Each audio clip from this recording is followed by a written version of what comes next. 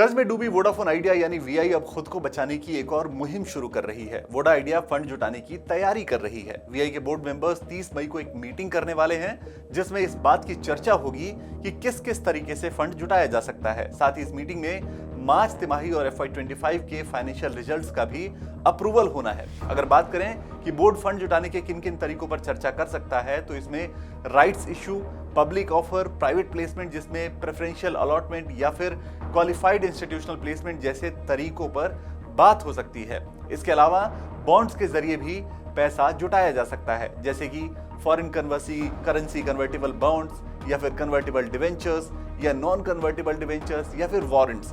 दरअसल मामला ये है कि AGR की परिभाषा और कैलकुलेशन की वजह से सरकार और टेलीकॉम कंपनियों के बीच एक लंबे समय से खींचतान चल रही है और 2019 से ये मामला सुप्रीम कोर्ट में था, जिस पर 2020 में सुप्रीम कोर्ट ने कहा कि टेलीकॉम कंपनियां 10 साल में अपने बकाये को चुकाएं। इसके बाद टेलीकॉम विभाग ने सुप्रीम कोर्ट से इस अवधि को 20 साल तक बढ़ाने की मांग भी की थी, लेकिन कोर्ट ने इसे ठुकरा दिया। अब बीते 29 अप्रैल को टेलीकॉम विभाग ने एक पत्र के जरिए ये कह दिया है कि 2020 के सुप्रीम कोर्ट के फैसले की वजह से AGR बकाये पर अब और छूट नहीं दी जा सकती है। खासकर VI को तो और छूट नहीं दे सकते क्योंकि VI के 36,950 करोड़ रुपए के बकाये को पहले ही इक्विटी में बदलकर कंपनी में 49% हिस्सेदारी सरकार ले चुकी है। इसलिए कंपनी अब और उम्मीद न रखे।